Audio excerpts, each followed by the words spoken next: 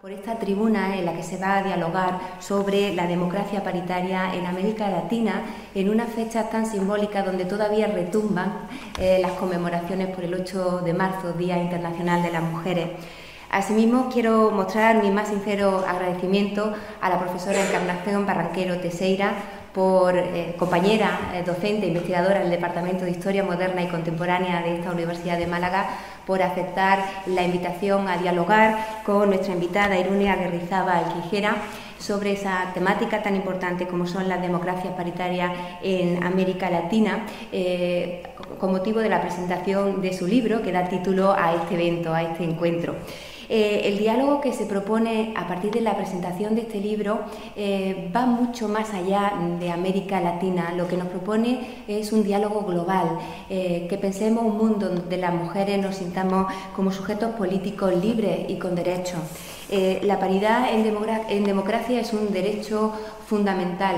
Sin embargo, hay que estar vigilantes de que cuando las mujeres llegan al espacio público no reproduzcan esos modelos hegemónicos masculinos de pensar y hacer política.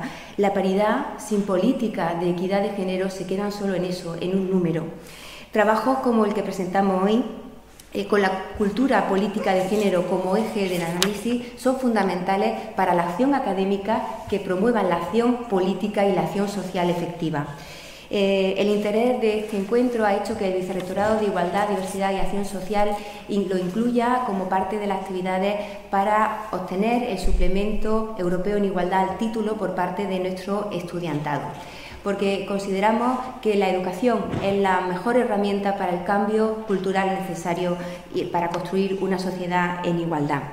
No me queda más que felicitar y agradecer a la organización de este evento, como digo, al Centro de Estudios Iberoamericanos y Transatlánticos, también a la Fundación General de la Universidad de Málaga, fundamentalmente a las protagonistas de este diálogo, a la profesora Encarnación Barranquero y a Irune Aguerrizabal Quijera, y especialmente al estudiantado asistente por su interés. Muchísimas gracias. Bueno, pues muy buenos días a todos y a todas. Es la verdad un verdadero placer estar esta mañana aquí y bueno, pues presentar esta octava tribuna transatlántica que se organiza ya desde el 2015, ¿no? 2016, 2015, que fue la primera. Bueno, pues tiene ya un largo recorrido. Yo soy Elsa Álvarez, soy la subdirectora de la Fundación General de la Universidad de Málaga, que es la fundación donde se enmarca o donde se incluye el Centro de Estudios, el CEIT, ¿no? El Centro de Estudios Iberoamericanos y Transatlánticos. La verdad que esta actividad, la tribuna, es una actividad totalmente consolidada, ya lo he dicho, por el tiempo que lleva desarrollándose, pero sobre todo es un escaparate, es un escenario fantástico para realizar lo que vamos a hacer aquí hoy. Traer trabajos e investigaciones sobre América Latina o sobre cualquier otra parte del mundo y reflexionar sobre cómo esas actividades, esos proyectos o esas investigaciones son totalmente extrapolables a nuestro contexto, a nuestro escenario, porque en realidad estamos totalmente conectados, tenemos mucha sinergia y muchos puntos de unión. Efectivamente, como comentaba la vicerrectora adjunta, pues ya digo, la octava tribuna va a tener como escenario la presentación de un libro, de un trabajo fantástico que se va a desarrollar en una especie de diálogo con la profesora Encarnación, donde bueno, pues vamos a hablar de democracia paritaria en un contexto global. La verdad que esta tribuna es especial, y es especial por varios motivos. Primero, como comentaba la vicerrectora adjunta, porque bueno, hemos enmarcado la tribuna en el contexto de esas actividades que se organizan en el mes de marzo con motivo de la celebración del Día Internacional de la Mujer, que ahí pues quiero aprovechar yo para felicitar al Vicerrectorado de Igualdad, que realiza todo un calendario de actividades muy potente en este mes para, bueno, pues para reivindicar lo que es una realidad, ¿no? Y en segundo lugar, porque desde luego es un lujo tener hoy entre nosotros a la profesora Irune. Yo no tengo aquí el currículum, la verdad que no les voy a aburrir por dilatado del mismo, en detallarle toda su experiencia, pero sí me gustaría simplemente deciros tres ideas para que valoréis el personaje, permitidme la expresión, que tenemos hoy aquí con nosotros, ¿no? La figura con la que vamos a tener el lujo de hablar. Es doctora en estudios multidisciplinares de género, formación jurídica y relaciones internacionales, ha sido asesora o directora en asuntos globales y europeos, trabajando en Europa, África y América Latina, tiene experiencia ejecutiva, política, estratégica, jurídica y de gestión de equipos multiculturales. El libro que hoy nos presenta es el resultado de su tesis, un libro que además ha sido premio a la excelencia investigadora y premio nacional de humanidades de la Real Academia de Doctores de España. Y actualmente, además de su labor pues como investigadora y como profesora en la Universidad de Deusto, es asesora y responsable del nuevo Programa Iberoamericano de Derechos Humanos y Democracia de la Organización de Estados Iberoamericanos. Yo creo que con ese resumen, bueno, pues podemos subrayar la importancia de la ponente que tenemos hoy aquí. Así que yo os pediría a los asistentes, que sois en la mayoría, ¿no?, alumnos de esta universidad, bueno, pues que aprovechéis al máximo ese diálogo y, bueno, pues lo que se va a generar aquí. Así que nada más, muchas gracias. Agradezco mucho al Centro de Estudios Iberoamericanos y Transatlánticos de la Fundación General de la Universidad de Málaga. Agradezco esta invitación porque me ha permitido, pues bueno, leer el libro que no conocía, conocer a Irune y bueno, explicar un poco quién es, por qué y qué objetivo ha tenido la publicación de este libro, y como se ha dicho aquí en la presentación más institucional, pues se trata de una profesora con un currículum extraordinario, de manera que yo creo que es una buena oportunidad para hacer una clase un poco diferente a la que venimos haciendo en nuestra asignatura, que tiene todavía, como le he dicho, que tiene poco recorrido, porque empezamos el 20 de febrero. Así que la formación todavía no es muy profunda. Yo creo que como también abordaremos estudios monográficos, y yo pensaba que uno iba a ser América Latina, pues aquí tenemos la oportunidad, además de hacerlo con una gran, no solo conocedora, sino también activa en la agenda, ¿no?, en la agenda de bueno, todos estos organismos que yo ahora voy a citar aquí, donde ella ha trabajado y a donde ha pertenecido. Bueno, Irune Aguirrezábal Quijera tiene una formación muy amplia. Aquí tengo un currículum extraordinario. Desde luego voy a destacar solamente algunas de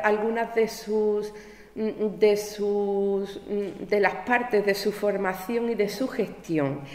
Es doctora en estudios interdisciplinares de género por la UAM, ha sido diplomada de estudios de economía en la LSE, es posgrado de estudios europeos en ciencias políticas en la Universidad de Deusto, donde también es docente, licenciada en Derecho en el año 92, una de las primeras, comentábamos ahí fuera, una de las primeras Erasmus que estuvo en Estrasburgo en 1990-91, así que también una histórica, ¿no?, en este campo.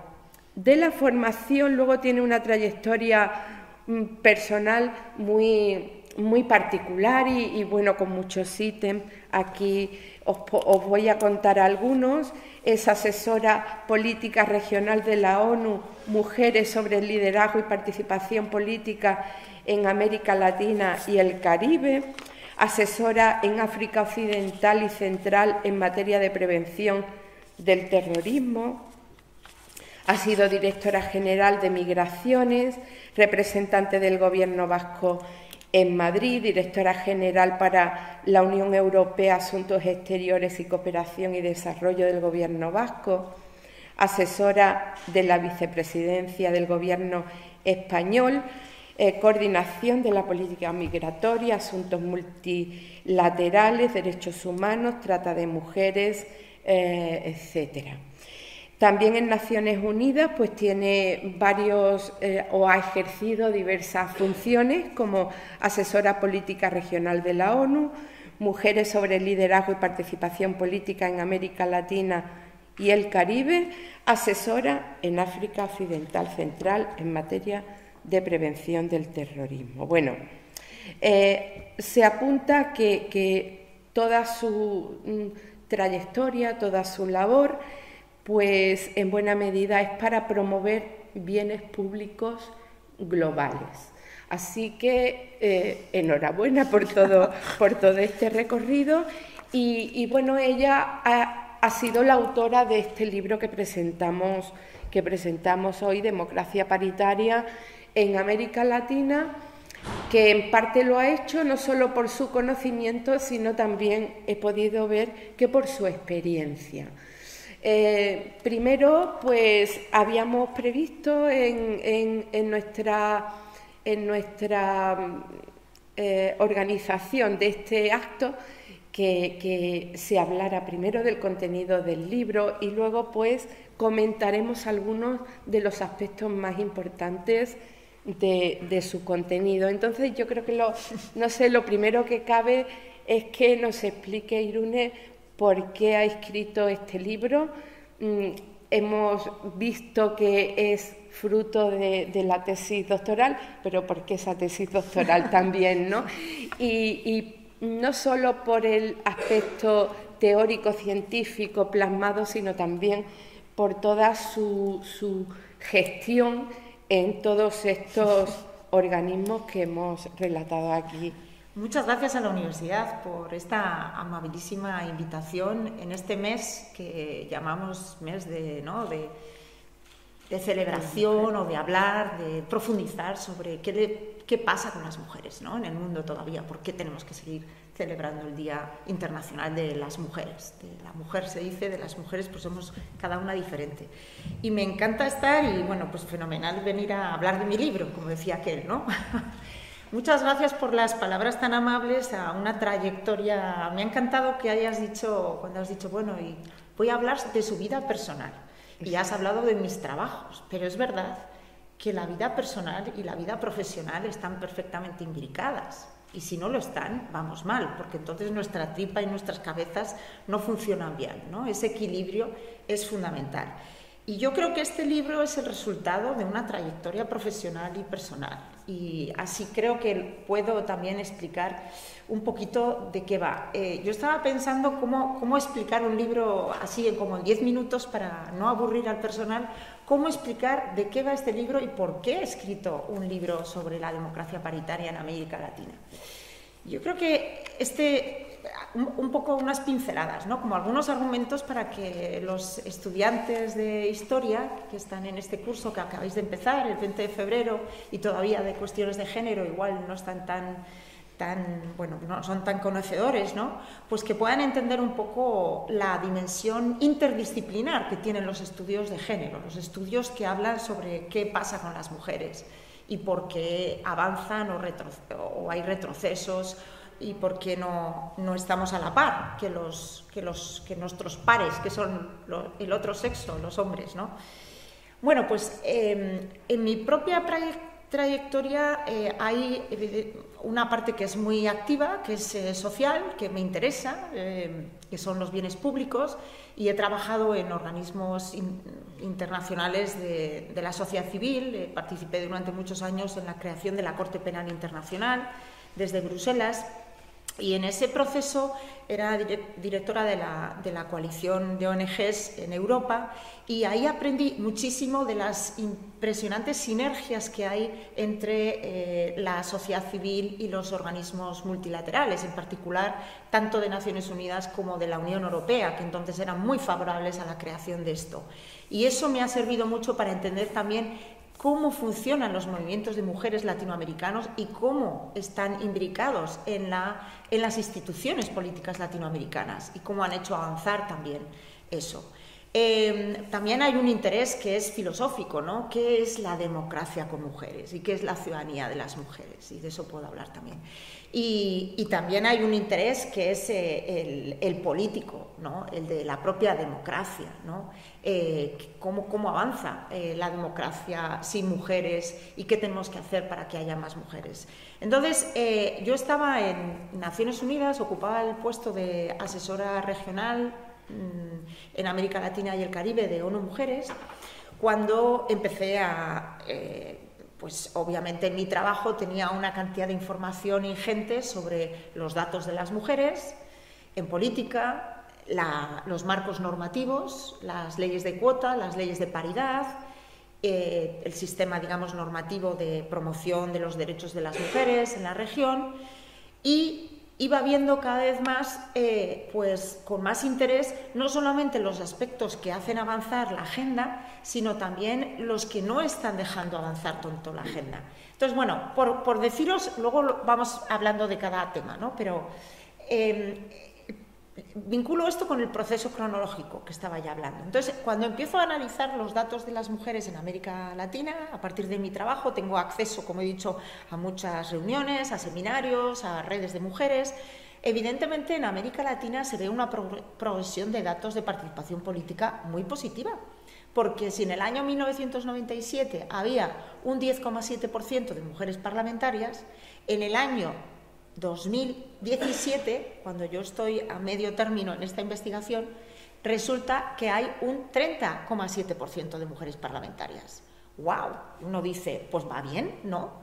¿Qué es lo que pasa también? Que vemos que en estos años se han ido adoptando en los países leyes de cuota.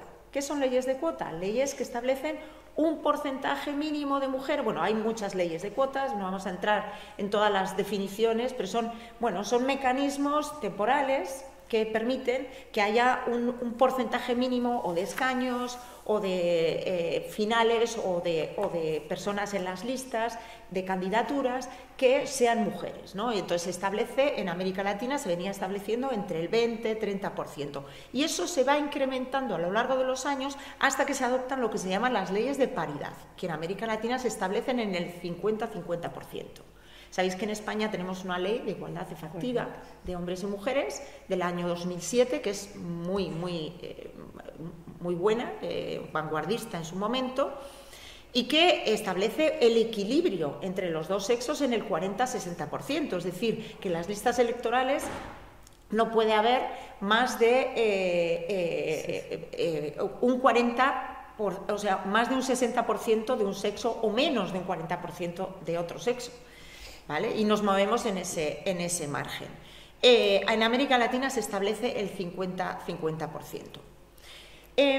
Pero además, lo que voy viendo es que esos datos, cuando descendemos a los niveles territoriales, a mirar cuántas mujeres hay concejalas y cuántas mujeres hay alcaldesas, nos encontramos con que las mujeres alcaldesas no superan el 10% de media, las concejalas el 25%. Pero es que además las mujeres que entran en política, y también podemos hablar luego de ello, están cada vez sufriendo más acoso y violencia política, que en América Latina es un fenómeno que va incrementándose cada día, a la par que se incrementa la participación de las mujeres en los espacios públicos.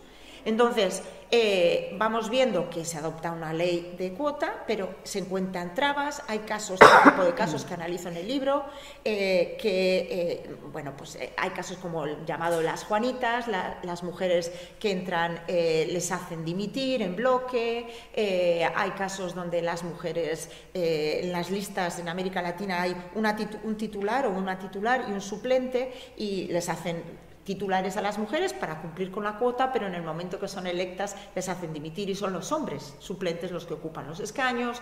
Hay casos donde a pesar de la cuota no se respeta y empieza a haber sentencias también muy positivas de tribunales electorales que tienen en América Latina funciones muy importantes para garantizar las elecciones y las democracias y que, en México, por ejemplo, hay una sentencia muy potente que tiene mucha repercusión en el proceso, que echa para atrás todas las candidaturas de todos los partidos políticos porque no respetan la legislación de cuotas. Eso tiene, ¿no?, pues un efecto cadena en otros países. Bueno, hay aspectos positivos, hay aspectos negativos, y lo que voy viendo es que hay muchas resistencias de todos los niveles. Y esto me lleva a querer indagar en esto, en qué es la democracia paritaria, en el qué y el cómo. El qué es la paridad y el cómo es cómo se produce ese proceso. Simplemente por acabar con esta explicación y ya corto un poco esta respuesta así inicial, otra manera de explicar qué es el libro también es explicarlo por cómo lo divido en los 3 capítulos, ¿no? Es un libro que a mí me gusta definir que no tiene una lectura lineal, ¿no? Y la propia investigación no es lineal. No empecé con el capítulo 1, que es el conceptual, que es abordar qué significa la democracia paritaria. El segundo capítulo es el evolutivo, cómo evoluciona de Europa a América Latina. En Europa se lanza el concepto por primera vez en 1992, en la cumbre Mujeres al Poder, en Atenas, cuando en Europa no superaban el 8% las mujeres parlamentarias, en 1992, y dicen basta, y se convocan allí gracias a la Comisión Europea y empiezan a movilizarse. Cómo se evoluciona ese concepto de ahí a América Latina, pero también cómo evoluciona del ámbito regional, tanto conceptualmente como normativamente, porque en el ámbito regional y en el ámbito multilateral las declaraciones, lo que llamamos el soft law, lo que es el derecho, es mucho más fácil avanzar en términos declarativos que en términos ya del derecho político electoral, que va a permitir a los hombres y mujeres estar en presentarse a candidaturas, ¿no? Entonces, el derecho político electoral a través de las leyes de cuotas o leyes de paridad está mucho más aterrizado en la normativa, y hay realmente un debido cumplimiento y hay un seguimiento por parte de los tribunales mucho más exhaustivo que el ámbito declarativo, como llamamos el ámbito del soft law. Entonces, esa dinámica también, que yo llamo el viaje de conceptos que hay de lo regional a los países, también es algo que analizo. Y por último, la parte, digamos, de la tensión-acción, ¿no?, donde analizo los actores, las acciones y las tensiones, las resistencias, que seguro que vamos a hablar. Y luego otra manera de hablar, pero luego la podemos definir, es por las conclusiones a las que llego, ¿no?, que podríamos hablar de cuáles son las conclusiones fundamentales para poder explicar, bueno, cómo avanzamos a partir de ahí. Sí, que también tiene que ver con los temas que ha tratado. Yo también, como valoración general, quería destacar, pues, en cuanto a ese concepto, se repite también, no solo por la autora, sino por quien presentó o hizo el prólogo del libro, Cristina Sánchez Muñoz, y otra presentación que hay de Line Vareiro, otra personalidad, una autora paraguaya, me parece que es también muy citada en el libro y conocida, ¿no?, de quienes abordamos el tiempo presente. Pues es mejor hablar, se dice a lo largo del libro, de democracia paritaria que de paridad, y que este no solo es un problema de números, es decir, hay 25% de parlamentarias o hay el 30%, o en algún sitio se alcanza el 45%, y no por eso quizá es el país que reconoce más derechos de las mujeres. No es una cuestión solo de números, es una cuestión más global, es una cuestión de democracia, como también se dice en otro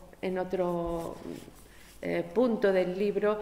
Esto no es la llegada, sino el punto de partida.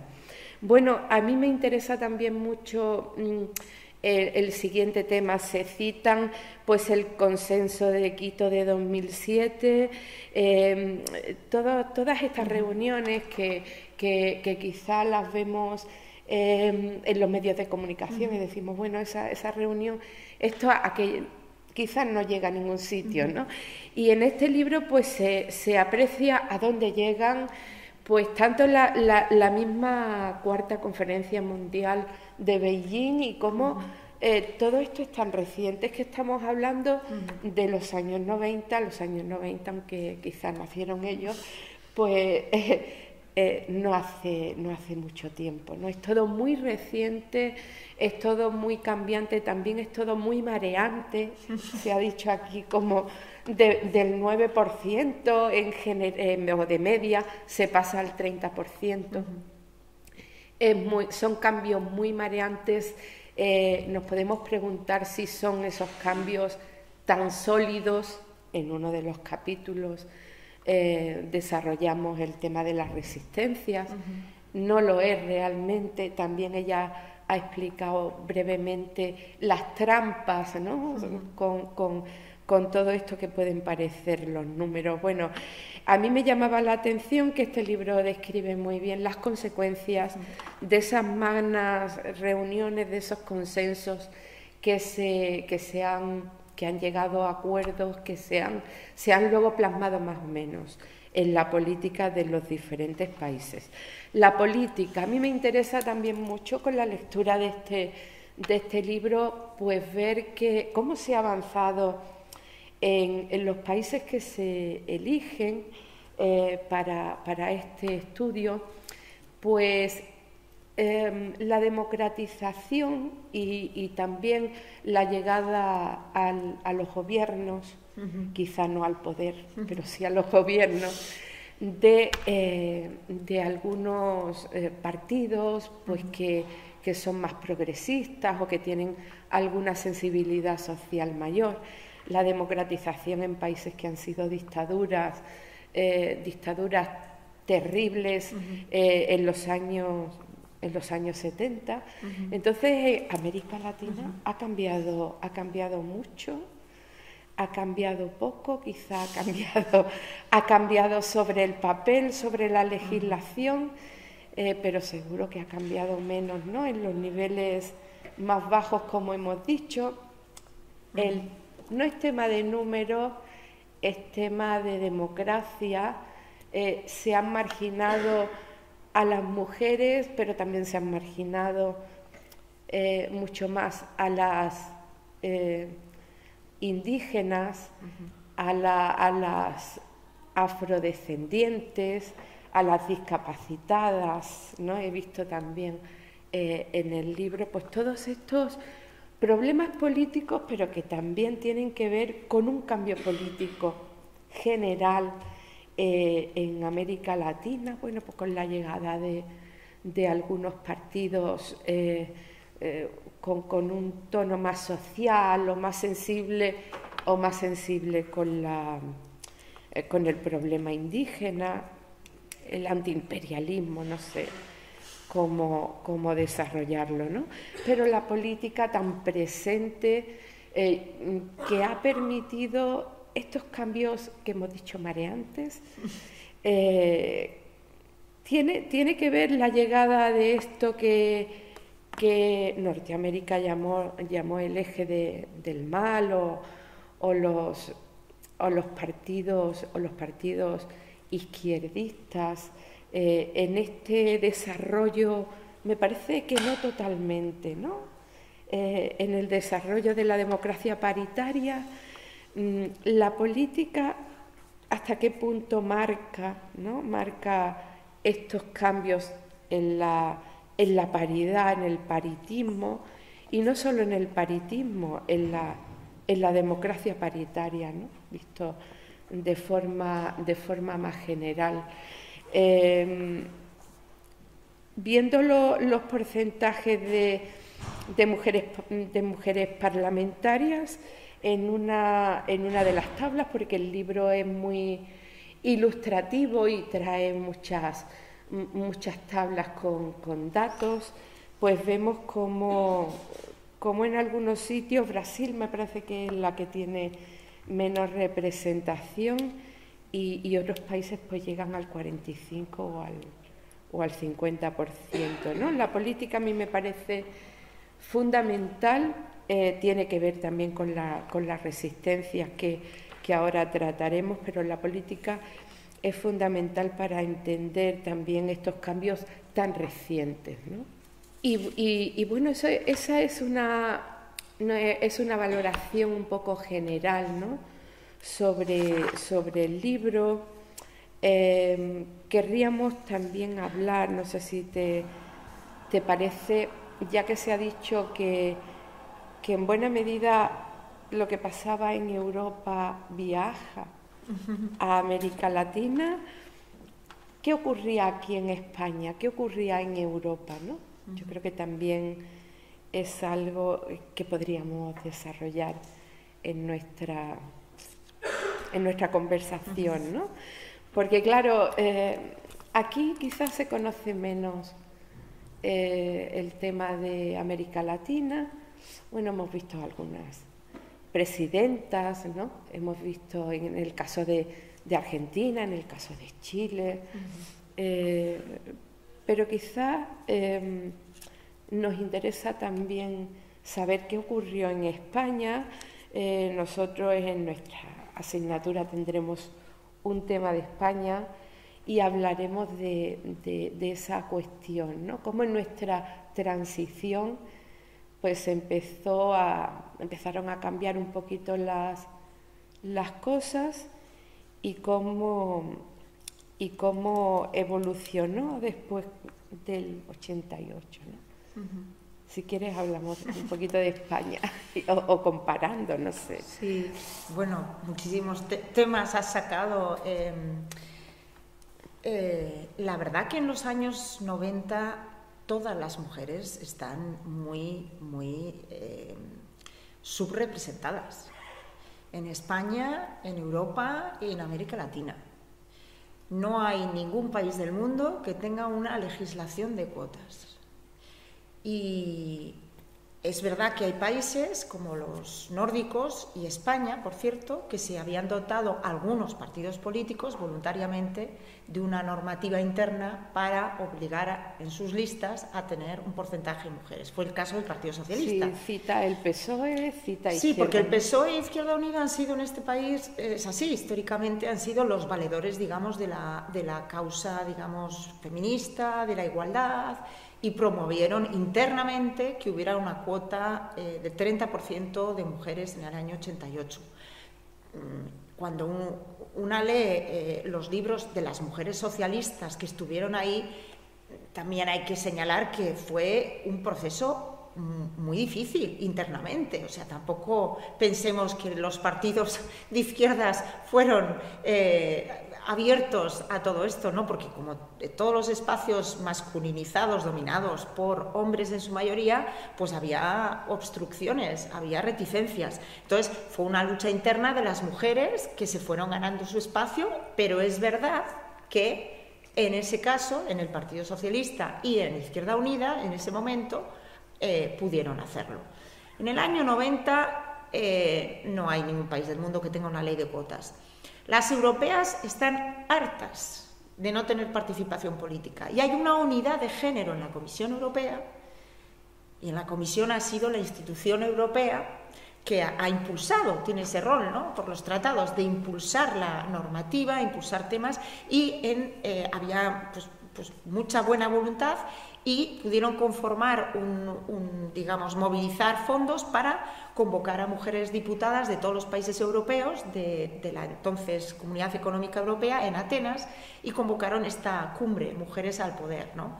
Amelia Valcárcel, que es una catedrática muy conocida, filósofa y feminista, ha puntualizado que antes de esa cumbre europea del 92, ya en Sevilla se había convocado una reunión de mujeres europeas con el mismo tema. Lo que pasa es que no llegaron a adoptar la Declaración de Atenas, que es la que pone, digamos, el punto de inflexión en este concepto de la paridad en la democracia paritaria. Pero ¿qué querían decir entonces las europeas? Las europeas entonces hablaban de la paridad en cargos y funciones en la vida pública y política.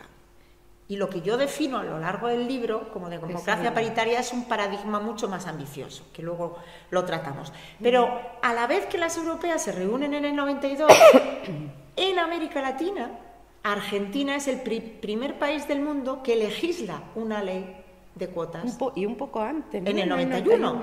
Sí, sí, es la primera ley del mundo como ley. Como hemos dicho, hay partidos políticos nórdicos, España y tal, que ya han adoptado en sus partidos una normativa, pero como ley del Parlamento es Argentina. Y entonces empieza lo que yo denomino este proceso paritista que va avanzando a lo largo de los años. Me preguntaba sobre España. En España, que ahora tenemos encima de la mesa una propuesta de legislación paritaria por parte del Gobierno, que tiene que seguir todo su trámite parlamentario, que habla ya del 50%, no me la he leído, por cierto, así que me la mandaron ayer, pero no me ha dado tiempo, pero es una propuesta todavía, que tiene que pasar muchos trámites, pero realmente es en el 2007, como hemos dicho antes, cuando se puede adoptar una legislación, que es la Ley de Igualdad Efectiva a Hombres y Mujeres, que establece este equilibrio en el ámbito electoral del 40-60%. Pero en el ámbito autonómico ya hay 4 comunidades autónomas que han adoptado una ley de cuotas, que es más amplia, era del 30-40%, pero un partido político recusa las 4 leyes. Es que esto hay que contarlo, porque es así, es historia, está ahí. Y este fue el Partido Popular. Y la recusó. Y eso impidió que en las elecciones previas al 2007 3 comunidades autónomas pudieran aplicar la ley de cuotas. Por lo tanto, la primera ley que se aplica a nivel estatal es la del 2007, excepto el País Vasco, que la había adoptado por otra forma y no pudo aplicar el artículo de la Constitución que le permitió recusarla ex ante, ¿no? Antes de su aplicación. Entonces, el País Vasco sí pudo utilizarla y fue el primer territorio donde se aplicó una legislación de estas características que permitió que Euskadi tuviera más mujeres que otras regiones antes, ¿no? Así que esto está ahí. Luego se adopta la ley de 2007 y ahora nos parece normal que haya mujeres. Y los datos de mujeres actualmente en el Parlamento hoy es del 63,6%. Somos el segundo país del mundo que tiene más mujeres parlamentarias. He traído estos datos pensando justamente que íbamos a hablar de cómo está la situación actual y, como podéis ver, hay más mujeres hoy que antes, ¿no? En el ámbito político. Pero siguiendo el Gender Global Gap que hace la OCDE, el informe último de 2022 da un dato que es muy negativo en términos de las 3 variables que tienen las oportunidades al empoderamiento económico, el empoderamiento político, la sanidad, la salud, y la educación, es el cuarto elemento que analizan. Nos quedarían 132 años para lograr la paridad.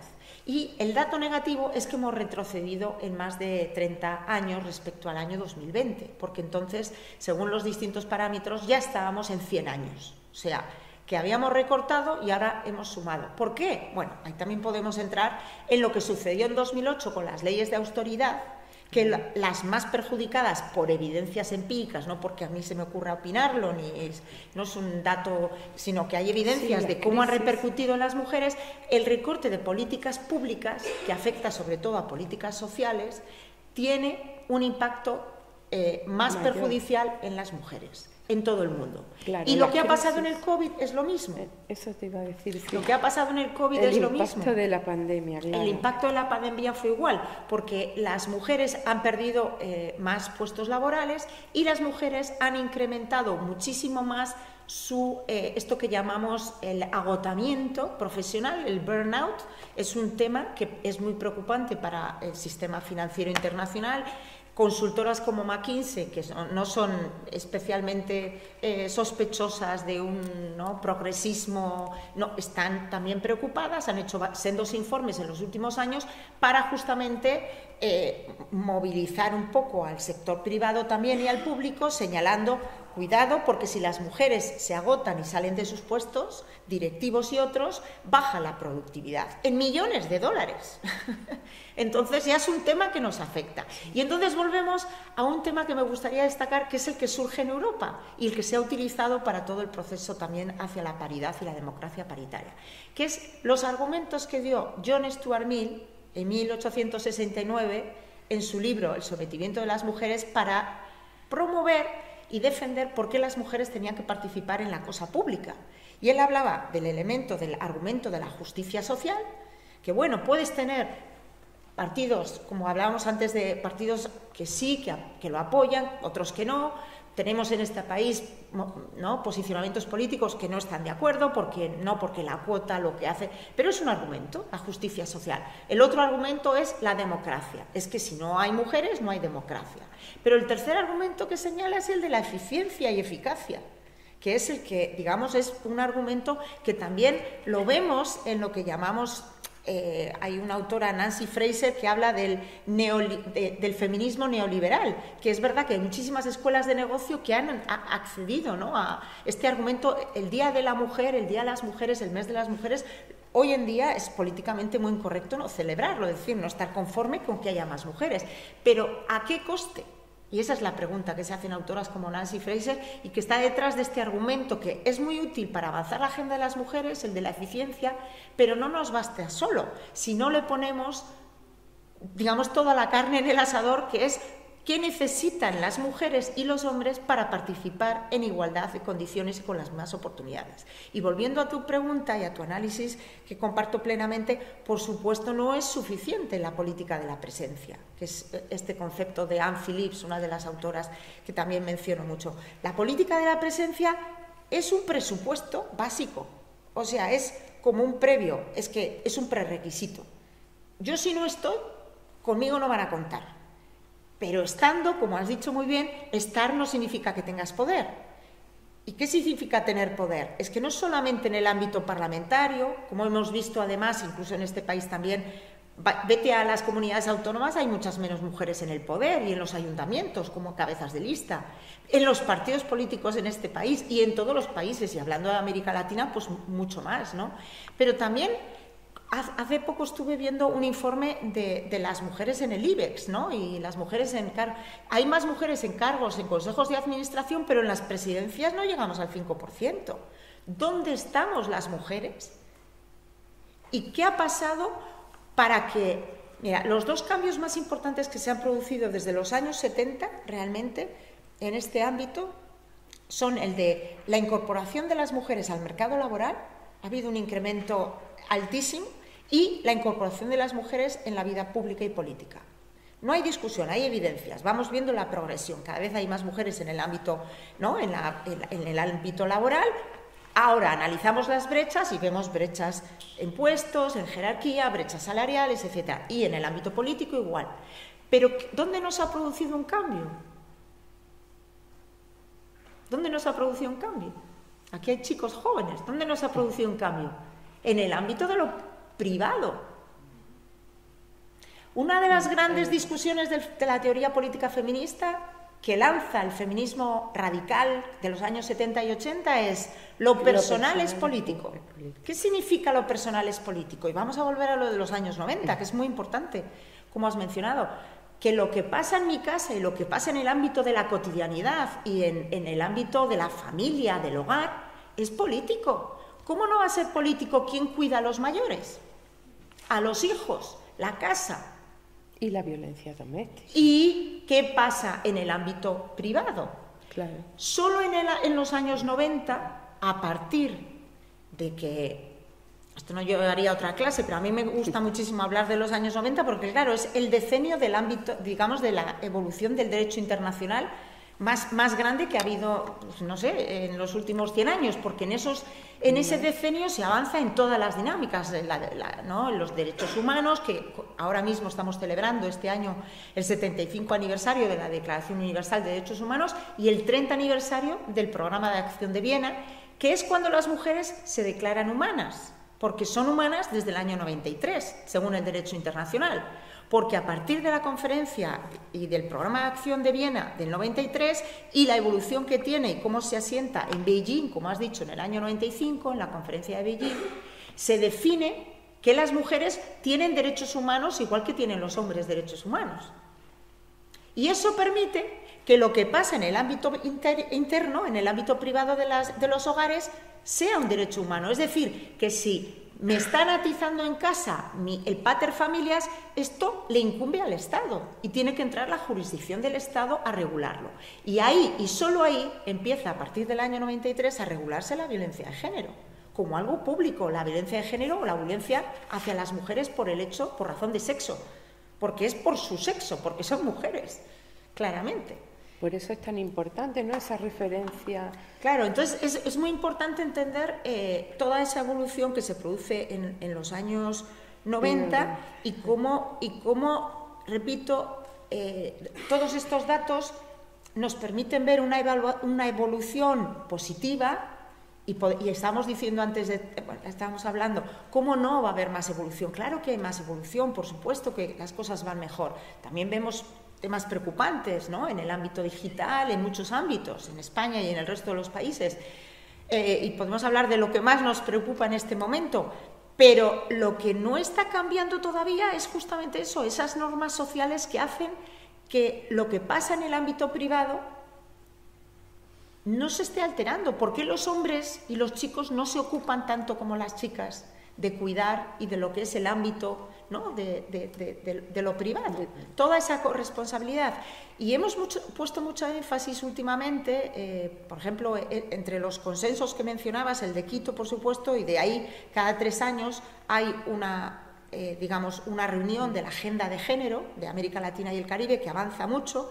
La última fue el año pasado en Buenos Aires. Y se puso el énfasis en la emergencia de los cuidados, porque es muy importante, pero fíjate que se está poniendo más énfasis en la política pública, porque ahora hay una especie, se llama la marea rosa o rosada en América Latina, que es verdad que hay una mayoría de gobiernos progresistas, socialdemócratas, que tienen más conciencia social, etcétera. Estamos hablando del nuevo contrato social en toda América Latina y se introducen políticas públicas, pero tenemos para mí un desafío, que es que no podemos dejar todo el peso en la política pública, del cuidado tampoco, porque el cambio que tiene que pasar al interior de cada uno de nosotros, que es lo que va a hacer que no se pegue, porque no haya que ejercer, o sea, que no haya ese pensamiento del dominio, y también que los hombres y los chicos aprendan desde la infancia toda una educación y formación continua a ser iguales en el ámbito doméstico, ¿no?, en el ámbito privado. Claro, de hecho, también cuando hablas en el capítulo de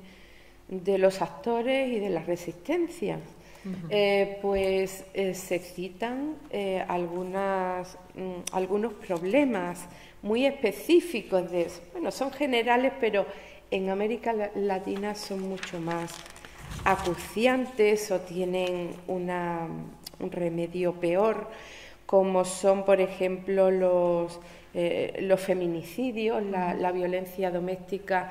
Allí no vamos a decir que aquí no la haya, pero allí quizá es un problema de número mucho mayor, donde también se pueden conjugar pues el narcotráfico, las pandillas, etcétera, otros problemas sociales que son muy especiales en países como México o como El Salvador, pero también la fragilidad del sistema público, todos estos problemas de América Latina, la maternidad precoz, que es allí un problema mayor que aquí, el aumento de los hogares monomarentales, se dice ahora, en vez de monoparentales, porque lo llevan sobre todo los cabezas de familia, o las cabezas de familia son mujeres.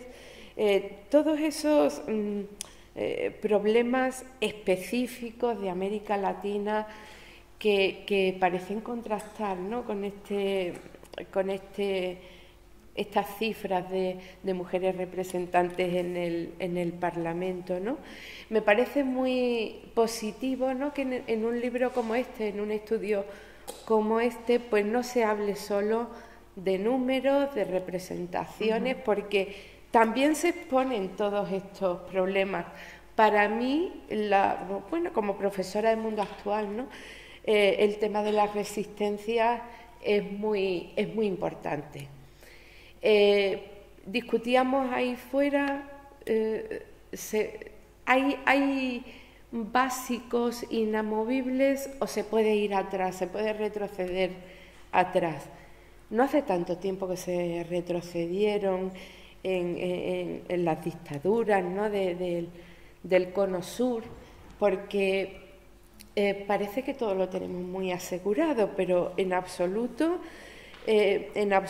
ocurre esto, y ocurre por todas estas brechas sociales. América Latina queda bien reflejado en el libro, es la región, por no decir el continente, es la región donde hay una mayor desigualdad, ¿no?, en la distribución de la riqueza. Entonces llama mucho la atención todo este tema, que por cierto también analizamos desde nuestro mundo. A mí me gustaba mucho comparar con las consecuencias de la implosión de los países del Este, ¿no? Allí también en los países del Este había una mayor representación en la época de la Unión Soviética que después de la Unión Soviética. En los atlas de editorial ACAL sobre mujeres, pues viene bastante bien reflejado este problema, este tema que tiene tantas caras, ¿no? Tiene tantas aristas, es verdad. Pero me parece que el continente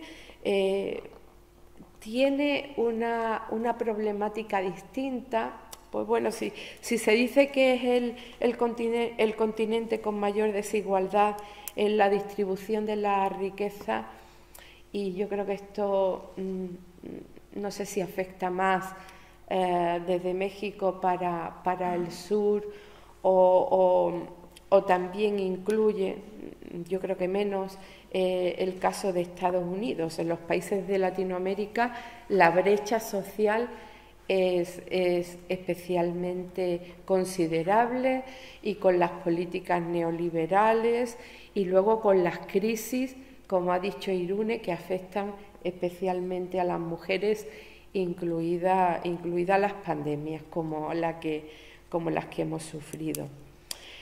Bueno, este tema de la resistencia, yo no sé si tienes algo más que añadir, pero claro, la referencia de todos estos organismos parecen que son una especie de paraguas para protegernos de una vuelta atrás muy ¿cómo se dice?, traumática, ¿no? Muy traumática. Quizá haya cuestiones ya muy asumidas también por la gente joven, pero no todo lo que tiene que ver con la democracia paritaria. No todo tiene que ver con eso. Entonces no sé si tienes algo que añadir, o podríamos darle también la palabra al auditorio por si quieren no solo preguntar, sino también decir qué quieren añadir, qué les preocupa, qué les parece este tema. Tú, no sé si tenías algo en cuanto al tema de los actores y también de la reacción, ¿no? Sí, bueno, pues nada, damos paso si queréis intervenir, me parece fantástico. Solo por decir en el análisis que hago, pues sí, una parte muy importante del análisis es el estudio de actores.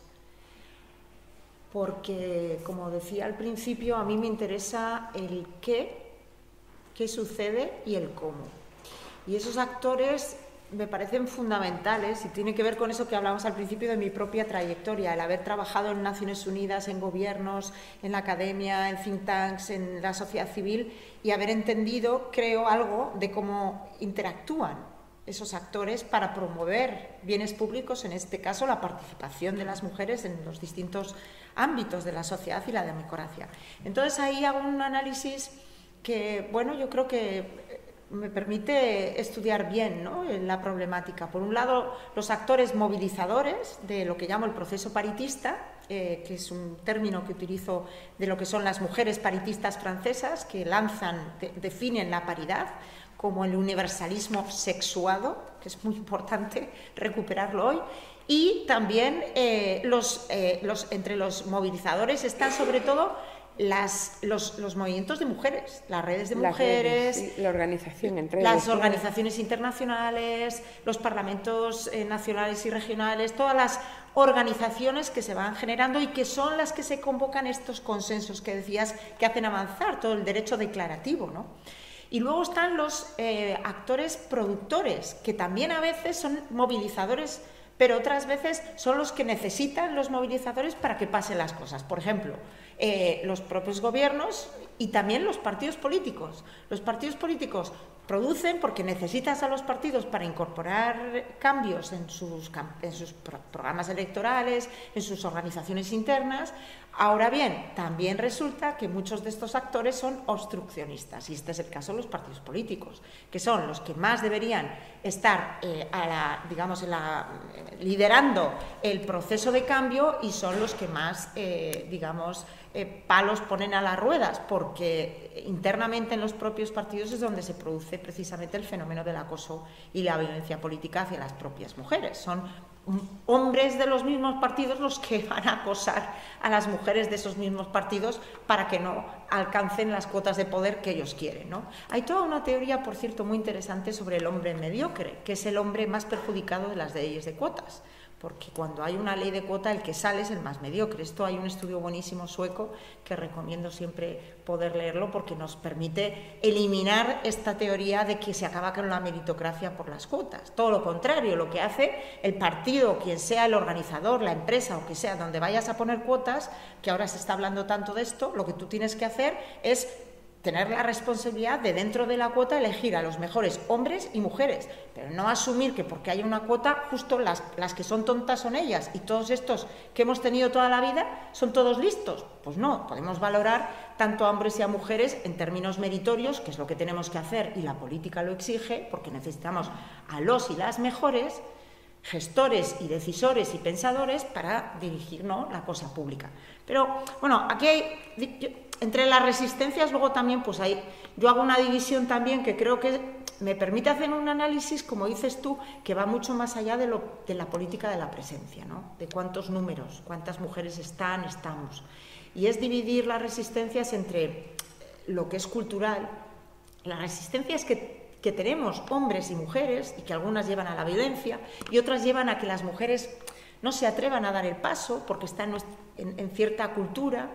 Y hay muchas cuestiones que analizo ahí de las formas en las cuales se organiza el trabajo hoy en día, que tienen que ver con la incorporación de las mujeres.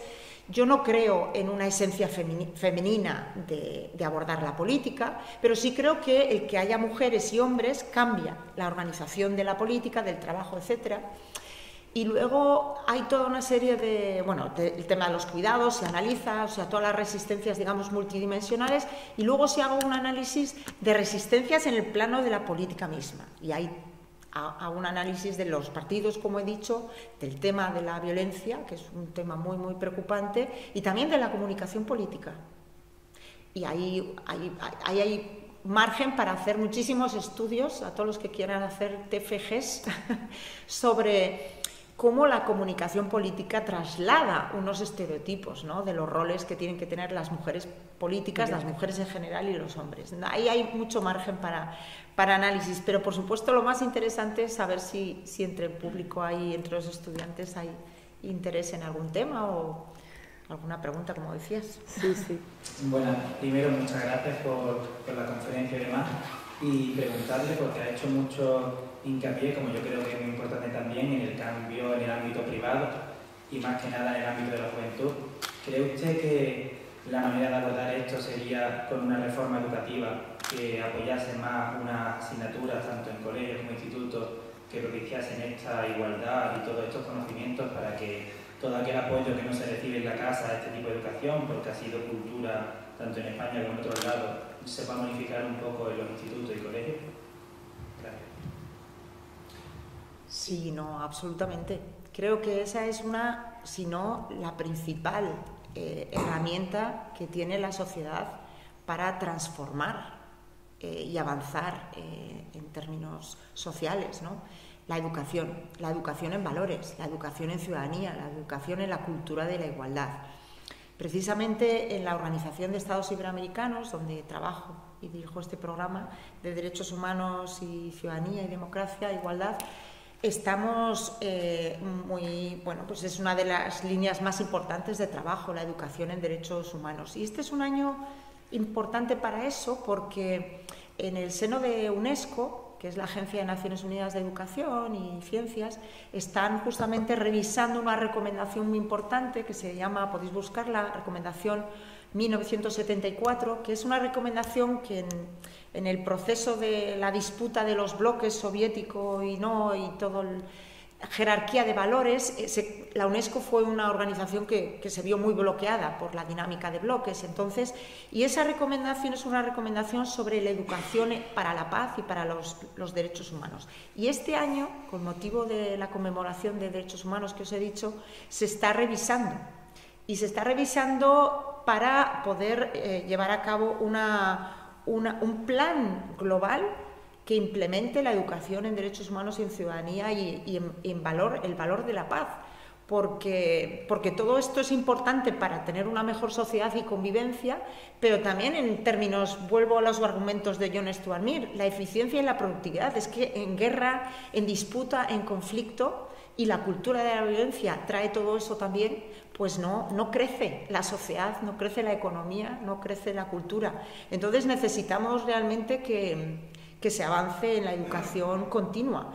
Educación que va, por supuesto, de la infancia, que es educación en la casa y que tendríamos que continuar en todos los segmentos de la sociedad, ¿no? La educación y la formación en valores de ciudadanía y de cultura de igualdad son básicas. Es quizás lo más importante, ¿no? Claro, toda esa discusión sobre que pasa lo mismo que con la paridad, no es solo de contenidos, es de coeducación, que coeducación se ha entendido y se ha entendido también en España después de unas décadas de educación muy segregada y con currícula distintos. La coeducación es tener una misma educación en contenidos de chicos y de chicas, no solo de convivencia en una misma aula. Y claro, todo esto es fundamental, esta es la base. Los niños y las niñas, los jóvenes, las jóvenes tienen que conocer la historia y tienen que conocer las trayectorias, tienen que conocer también las referencias, mujeres que han significado y que han aportado a la historia, y todo eso es una cosa muy nueva, muy compartimentada. Nosotros tenemos la asignatura de política y género, pero no está la historia de las mujeres de una manera transversal, incluida, ¿no?, en todo el currículum académico. Y eso es lo que tenemos que procurar, porque ahí tiene mucho que ver las políticas públicas, desde luego, ¿no?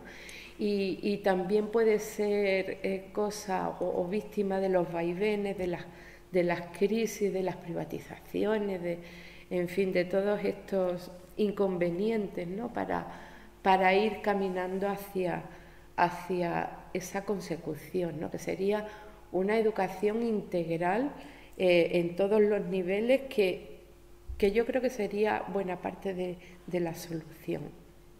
Si me permites, esto que has dicho de compartimentalizada es muy, muy importante. Y vuelvo al libro, porque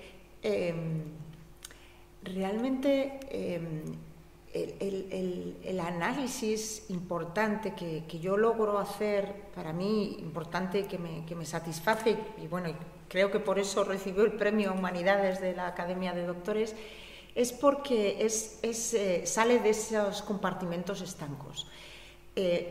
Mira, cuando yo empecé la investigación como tesis doctoral, estaba en un programa de Derecho Internacional y de Ciencias Políticas, que ya era, digamos, suficientemente amplio. pero es que no me entendía, porque había el director de tesis que tenía, claro, necesitaba ver cómo yo respondía de acuerdo con los parámetros y la disciplina jurídica a la pregunta de qué es la ciudadanía de las mujeres y cómo se ha movilizado eso en América Latina. Pero es que a mí, aunque lo vais a ver, hay un capítulo entero, están todas las leyes nacionales, hay un análisis jurídico, pero es que eso no me responde a la pregunta, porque no es lo jurídico lo que avanza. Claro, entonces yo introduje también un tema de cómo se movilizan los actores. Entonces es derecho internacional público, los actores internacionales, pero tampoco eso me da la respuesta de la movilización. Las políticas públicas, también introduzco todo ese análisis. Y solo cuando cambio de programa de doctorado y entro en un programa interdisciplinar de género en la Autónoma de Madrid y encuentro a Cristina Sánchez Muñoz, que es filósofa, me acoge y claro, yo ya tenía avanzadísima la tesis y me dice, claro, es que esto es interdisciplinar y es la clave del tema de género, de la igualdad, de la perspectiva analítica de género, que es lo que significa para la teoría política feminista, que es un tema fundamental, conceptualizar bien qué significa la categoría analítica de género, porque es la que nos permite analizar este orden social, ¿no? Y cómo está impregnando toda la sociedad, todos los gestos, todo lo que hacemos y cómo impacta de acuerdo con esos roles estereotipados, ¿no? De lo que se supone que tiene que hacer una mujer o un hombre, una chica o un chico. Y eso es lo que hay que romper, porque el género lo que queremos es combatirlo. Queremos combatir esa perspectiva, digamos, esos roles estereotipados, ¿no? Y yo creo que eso para mí fue muy satisfactorio y ese es uno de los análisis también que hago respecto a cómo los organismos internacionales y los financiadores tienen también muy compartimentarizado cómo podemos superar los distintos retos y no podemos compartimentarizarlo. Tenemos que tener una visión, como has dicho tú, mucho más integral, ¿no? Que es la que llevamos también a la educación. ¿Hay otro alumno que quería preguntar?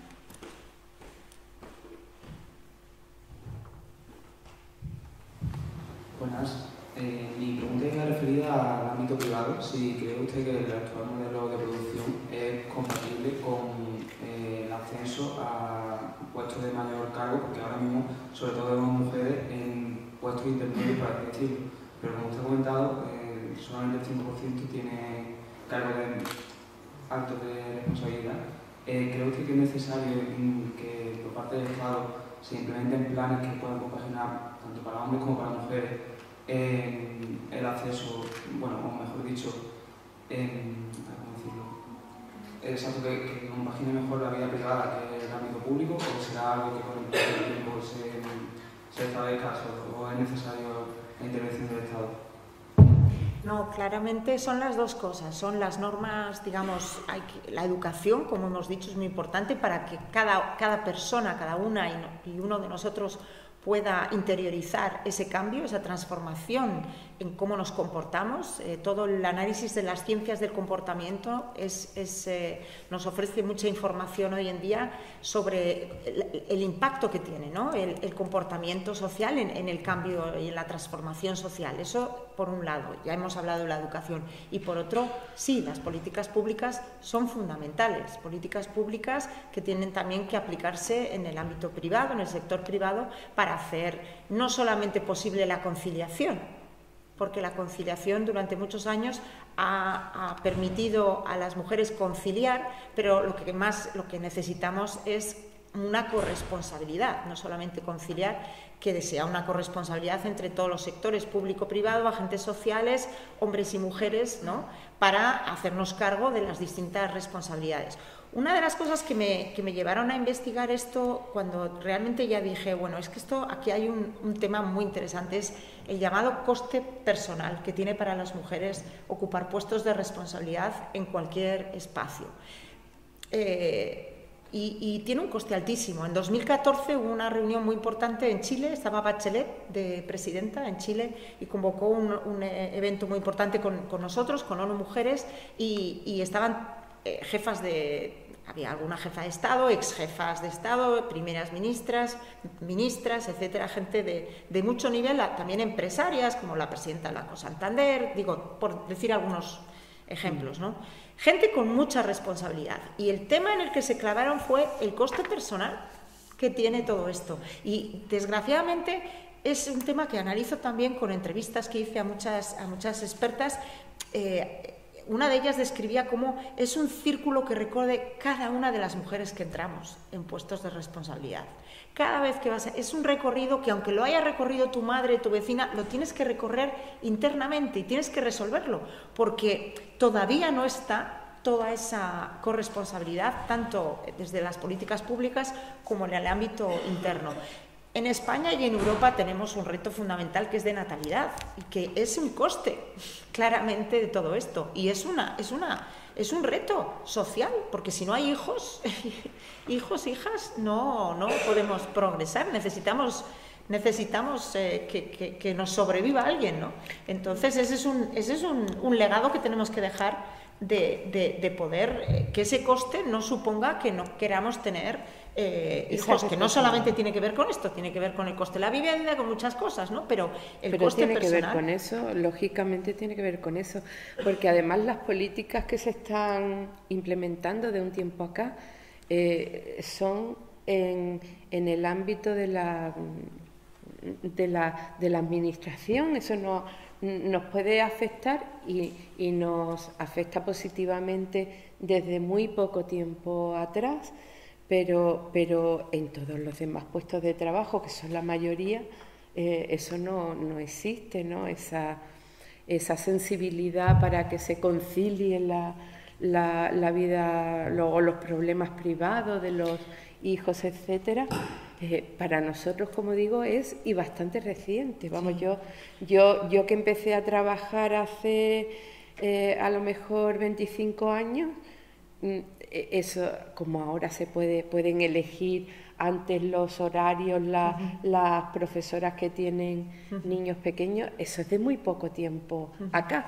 Y aquí porque somos funcionarios, pero fuera... Sí, pero hay temas que tienen que ver con la evolución, como los derechos de paternidad, no derechos, ya deberes. O sea, es obligatorio que hombres, ¿no?, los padres también se acojan a la baja de paternidad. Eso es nuevo. Aquí y en otros países como Argentina y otros, y eso sabemos, hay muchos estudios también, que el estar con una criatura, pero además el tener que asumir 3 meses de baja en el trabajo y que la empresa sepa, o el sector público, que tanto él o ella van a tener una baja, va a hacer que ya no repercuta negativamente solo en las mujeres en su trayectoria profesional. Sí. Eso es una cosa muy importante. Pero luego también hay medidas como la anunciada ahora por el Gobierno, que también es una más. Quiero decir, son en el sistema de pensiones, el tener en cuenta en el sistema de pensiones que se está diseñando que las mujeres son las que causan más pausa en su recorrido profesional, es decir, que en 30 años que van a valorar, o 29, lo que cada día vamos cambiando, pero en 30 años de recorrido, ¿no?, de cuánto vas a cobrar pero sabemos que las mujeres son las que igual han interrumpido 3 veces. Entonces, ¿cómo repercute esto? ¿Por qué las mujeres van a tener menos pensiones? Entonces, tenemos que buscar medidas compensatorias, medidas que analicen desde una perspectiva analítica de género cómo ha impactado el tener hijos, el ocuparse de los padres, etcétera, etcétera, en su recorrido profesional y, por lo tanto, en sus pensiones. Eso es la perspectiva analítica de género. Fundamental. Y la otra cosa fundamental es seguir teniendo datos desagregados por sexo para poder saber qué les pasa a las mujeres y qué les pasa a los hombres en su recorrido personal y profesional. Y esas cosas son fundamentales y son parte yo creo también de esta asignatura que dais, ¿no?, tan importante de... Claro, y que dura tan poco, si es que no es lo único que... Y encima es optativa, no es, sí. No es obligatoria. La primera cuestión de la universidad es que todas las carreras... Mira, este es un tema, yo escribí un artículo sobre lo que es la interdisciplinaridad de género en la en los programas de doctorado, pero mi defensa es que todos los programas deberían incorporar la perspectiva analítica de género, porque no podemos estar en un compartimento, están con las personas que creemos en esto estudiándolo, sino que tiene que estar permeado en la historia. En todo, en el derecho. Hombre, la historia no se entiende sin la historia de las mujeres. Tú que eres una experta, ¿no?, en todo el tema de la guerra civil, trabajo. etcétera. ¿Qué pasó con las mujeres? Yo el otro día veía un documental sobre las maestras en la Primera República, el rol que tuvieron las maestras en la Primera y Segunda República en la educación en España. Hay un documental en Netflix buenísimo, fantástico, y cómo también fueron represaliadas. O sea, ¿por qué fueron? ¿Y qué supone eso en la educación posterior y en el sistema posterior? Que falten esas mujeres. O sea, es fundamental analizar, ¿no?, los anónimos.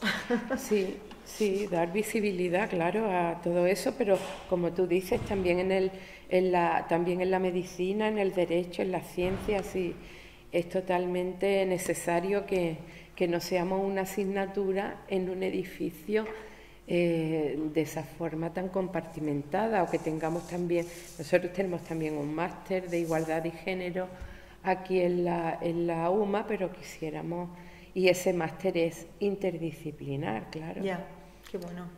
Así que esto es un recorrido de mucho trabajo, pero también de comprensión y de aceptación, ¿no?, de, por ejemplo, el público que tenemos. No sé, ¿tenéis alguna cuestión más que Milagros?